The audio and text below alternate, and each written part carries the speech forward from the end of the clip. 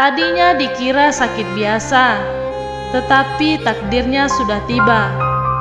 Pada tanggal 4 November 1954, Haji Agus Salim wafat dalam kesederhanaan, tenang dan damai. Haji Agus Salim adalah pahlawan pertama yang dimakamkan di Taman Makam Pahlawan Kalibata. Gelar pahlawan nasional dianugerahkan negara di tahun 1961.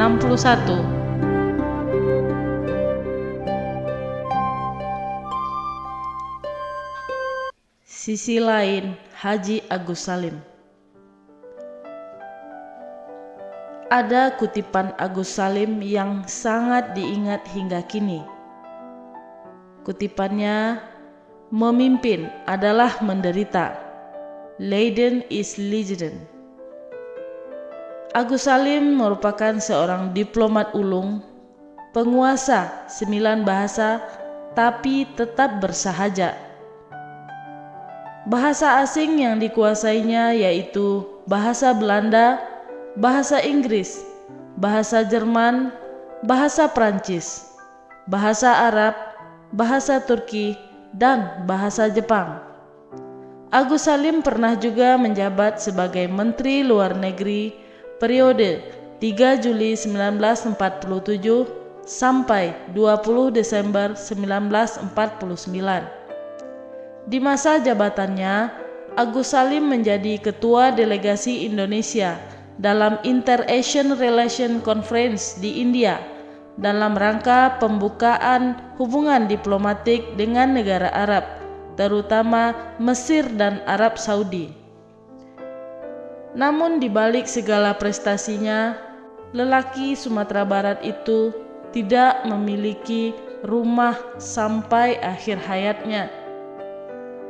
Kediamannya berupa rumah sempit di gang sempit yang masih berstatus sewa ketika Agus Salim wafat pada November 1954. Sepanjang hidupnya, Agus Salim hidup nomaden, berpindah-pindah dari kontrakan satu gang ke gang lainnya di berbagai kota. Dan yang paling terkenal adalah pada saat Agus Salim tinggal di gang listrik bersama istrinya Zainatun Nahar. Ironisnya lagi, di gang listrik Agus Salim pernah hidup tanpa dialiri listrik, sebab saking miskinnya dia tak sanggup membayar listrik sehingga harus diputus.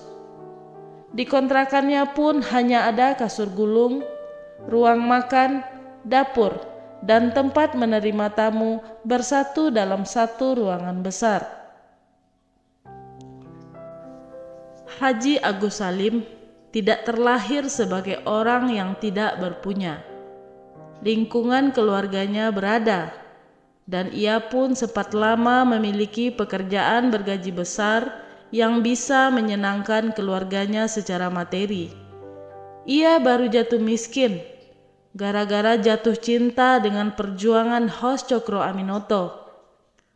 Saat ia ditugaskan sebagai intel politik, Salim malahan terjun penuh sebagai pejuang kemerdekaan hingga ia dewasa. Meskipun miskin untuk ukuran orang kebanyakan, Salim sendiri merasa dirinya baik-baik saja karena rasa percaya dirinya selalu tinggi, tidak pernah minder ataupun canggung di lingkungan manapun. Ia bisa berbincang dengan Pangeran Philip, suami Ratu Inggris, sama nyamannya dengan kalau ia bicara dengan Hansip yang tengah ronda malam, mampir ke rumah kontrakannya. Sehingga dengan segala keunikannya itu, Haji Agus Salim dijuluki The Grand Old Man. Haji Agus Salim lahir dengan nama Masyhudul Haq, pembela kebenaran, di Koto Gadang 8 Oktober 1884. Di masa kanak-kanak, keluarganya merekrut pengasuh dari Jawa. Panggilan sayang sekaligus hormat untuk anak laki-laki khas Jawa termasuk Madura adalah Gus. Sapaan ini terus berlanjut hingga ia dewasa, khususnya di kalangan dekat. Contohnya adalah Gus Dur.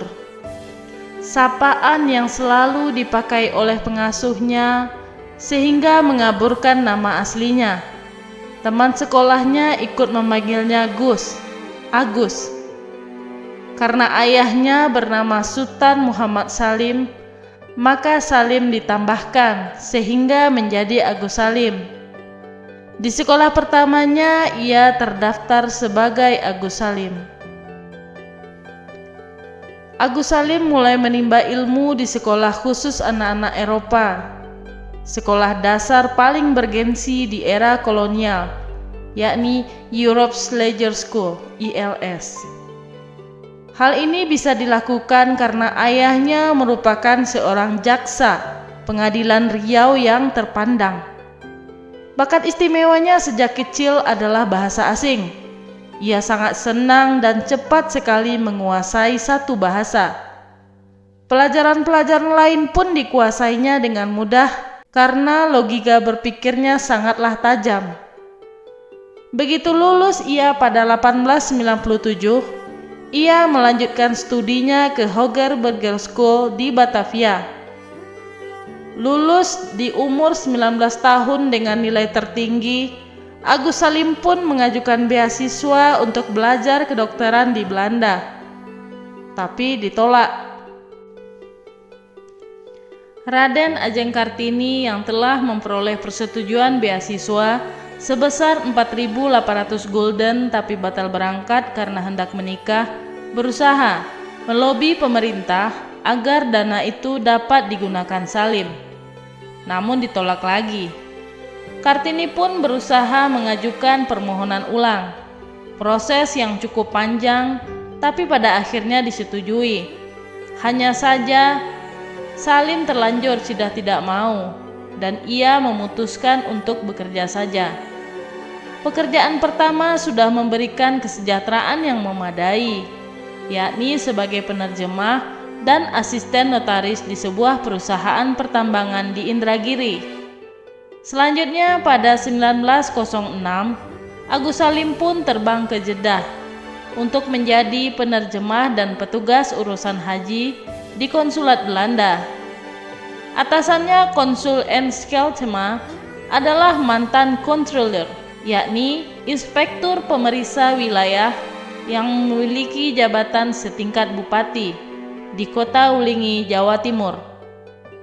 Selama beberapa tahun menjadi asisten konsul, Salim akhirnya ditarik pemerintah Hindia Belanda untuk ditempatkan di Surabaya pada tahun 1911. Kondisi ini berlanjut sampai akhirnya pemerintah kolonial meminta bantuannya menginfiltrasi Serikat Dagang Indonesia, yaitu sebuah organisasi pribumi di Hindia Belanda yang menunjukkan gelagat menentang pemerintah. Haji Agus Salim menerima tawaran itu karena diberitakan Cokro Aminoto berniat menjual Syarikat Islam kepada Jerman yang akan membiayainya untuk melakukan pemberontakan di Jawa. Jika itu benar, maka ia akan menyeret Hindia Belanda ke dalam pertikaian antara negara-negara besar di dunia. Alasan kedua, ia juga sudah rindu tanah air. Dengan cara-cara tidak langsung, pada awalnya ia mempelajari seluk-beluk Syarikat Islam, baik mengenai asasnya, tujuan, anggaran dasar, anggaran rumah tangga, sampai sikap para pemimpinnya. Kesimpulan dari penyelidikan Agus Salim, tuduhan terhadap Cokro Aminoto dan Syarikat Islam tidak terbukti sama sekali. Ia justru melihat Cokro Aminoto merupakan sosok seorang pemimpin yang sejati. Salim justru terpikat dengan sosok Cokro Aminoto, sehingga ia pun memutuskan untuk berhenti bekerja sebagai agen intelijen dan pegawai pemerintah Hindia Belanda. Ia masuk ke dalam organisasi Syarikat Islam. Ketika Haji Agus Salim menyatakan bergabung dengan Syarikat Islam, di saat itu pula Agus Salim mulai menjalani kehidupan ekonomi yang serba terbatas. Perubahan drastis gaya hidup diterima secara biasa saja oleh Salim. Karena Syarikat Islam tidak menawarkan gaji, Salim akhirnya mencari pekerjaan sampingan. Di tahun 1915, ia bergabung ke harian Neraca sebagai seorang redaktur, sebelum akhirnya diangkat menjadi kepala redaksi. Kegiatannya dalam bidang jurnalistik terus berlangsung, hingga akhirnya ia menjadi pemimpin harian Hindia Baru di Jakarta. Ia juga kemudian mendirikan surat kabar Fajar Asia. Selanjutnya menjadi redaktur harian Mustika di Yogyakarta dan membuka kantor Advice and Informasi Bureau Penerangan Umum yang disingkat AIPO.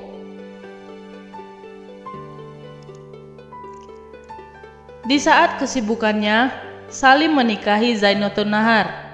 Pernikahan ini memberinya 10 orang anak, 2 diantaranya meninggal saat masih kecil.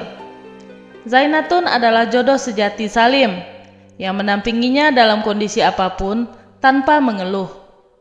Ia adalah sosok istri pilihan yang tahan banting, dan senantiasa menjadi sumber semangat bagi suami dan anak-anaknya. Rumah tangga Salim pun dikenal harmonis dan selalu riang, meskipun tidak banyak uang. Pada 1927, Agus Salim mendapat undangan mengikuti sebuah kongres Islam di Mekah. Waktu itu pemerintah kolonial Belanda yang masih kesal atas pembelotannya mempersulit Salim memperoleh paspor. Setelah berupaya keras, akhirnya ia pun berhasil memperoleh paspor itu di Surabaya.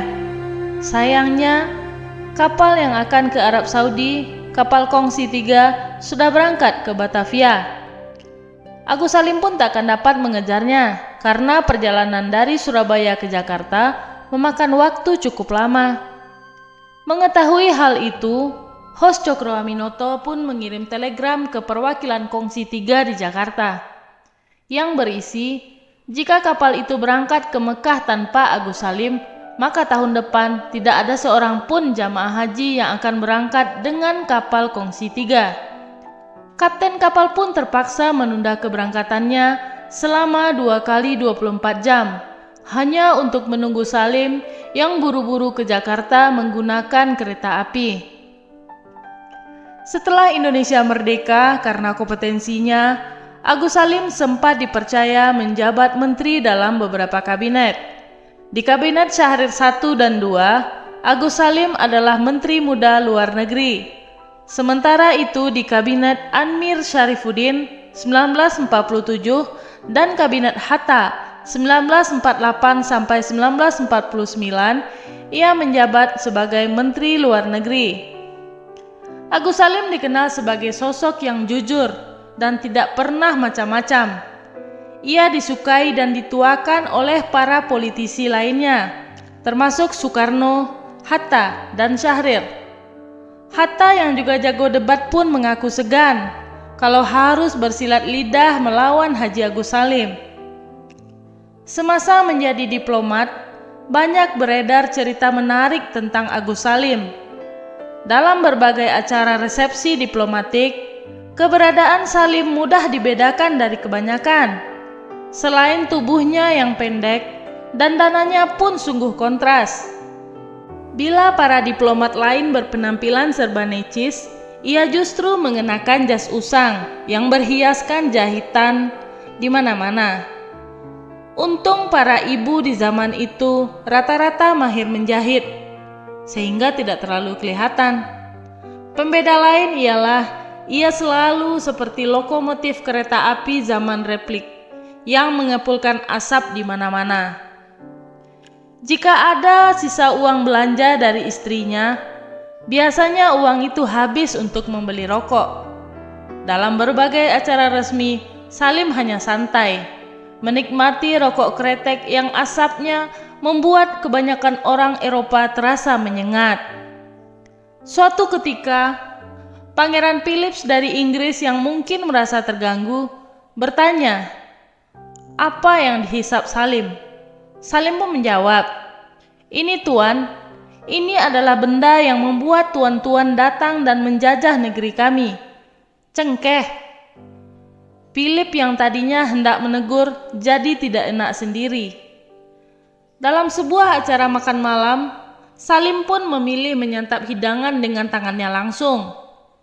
Seorang Eropa terkesima dengan tindakannya dan bertanya, "Bukankah itu tidak higienis?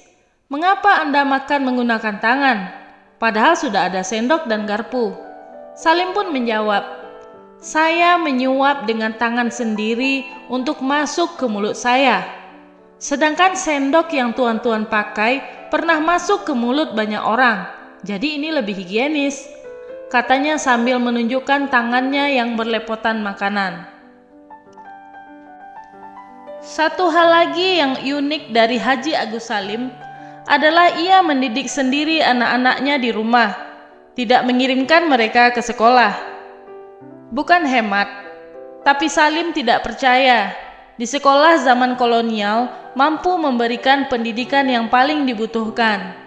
Dari 8 anaknya, semuanya dididik sendiri bersama istrinya, kecuali anak bungsunya, karena pada saat itu usia Agus Salim sudah terlalu lanjut dan Indonesia sudah merdeka. Pendidikan keluarga Salim biasanya berlangsung sambil bermain atau ketika sedang makan. Hal unik lainnya dari Salim dan istrinya adalah bahwa mereka vegetarian. Salim dan istrinya memiliki ikatan keluarga. Dari bacaannya, Salim tahu anak-anak dari suami istri yang masih berkerabat ada kemungkinan mengalami kelainan atau gampang sakit-sakitan. Tapi itu bisa dicegah kalau suami istri tersebut tidak makan daging. Demi memperoleh anak-anak yang sehat, keduanya bertekad menjauhi daging. Kebiasaan itu akhirnya melekat pula pada semua anak. Hubungan keduanya harmonis, tidak pernah ada pertengkaran besar. Tampaknya ini yang membuat Haji Agus Salim selalu merasa baik-baik saja, meskipun kantongnya kosong. Sikap ikhlas orang tuanya menular ke anak-anaknya. Mereka tidak menaruh keberatan sering berpindah-pindah, bahkan pernah lebih dari sekali dalam sebulan.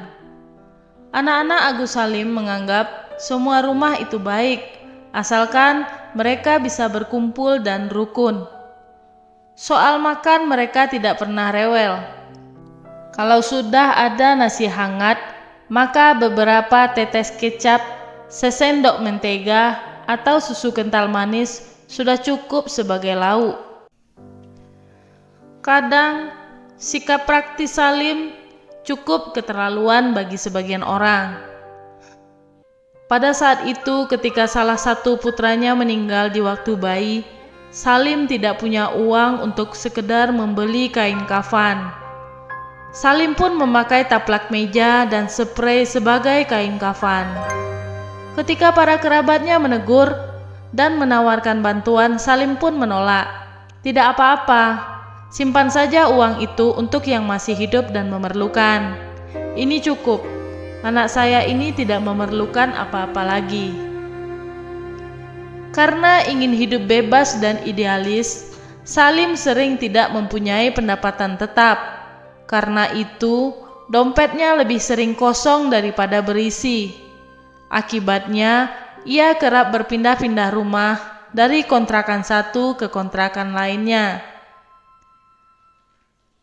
Demi mengubah suasana, setiap 6 bulan sekali, Agus Salim menyusun ulang tata letak meja, kursi, lemari, hingga tempat tidur. Dengan melakukan itu, ia pun merasa mengubah lingkungan tanpa perlu pindah ke tempat lain. Tak jarang pula, rumah yang ditempatinya itu bocor di mana-mana. Meski demikian, keluarga Haji Agus Salim tak mengeluh. Mereka selalu mengedepankan syukur. Bagi mereka, rumah yang bocor justru dirasakan sebagai sukacita yang dapat menciptakan keasikan bersama. Bila hujan tiba dan atap bocor, istrinya bergegas menaruh ember-ember di tempat yang bocor. Ia pun lalu mengajak anak-anaknya mereka yang masih kecil membuat perahu dari kertas. Dan asyiklah mereka bermain perahu bersama. Usia lanjut mendorong Salim beristirahat dari dunia politik dan pemerintahan pada tahun 1953. Jabatan terakhir yang dipegangnya adalah penasehat Kementerian Luar Negeri. Begitu pensiun, Salim mengajak sang istri ke Amerika Serikat selama 6 bulan atas undangan Cornell University yang diatur oleh sobat lamanya Profesor Kahin. Di sana, Salim menjadi tokoh populer dan sempat pula bertemu dengan sejumlah tokoh seperti istri mendiang Presiden Amerika Serikat F.D. Roosevelt, yakni Eleanor Roosevelt. Sepulangnya ke tanah air, di masa pensiun, Salim sempat membuat sejumlah tulisan, sampai ia jatuh sakit. Tadinya dikira sakit biasa, tetapi takdirnya sudah tiba. Pada tanggal 4 November 1954, Haji Agus Salim wafat dalam kesederhanaan, tenang dan damai. Haji Agus Salim adalah pahlawan pertama yang dimakamkan di Taman Makam Pahlawan Kalibata. Gelar pahlawan nasional dianugerahkan negara di tahun 1961.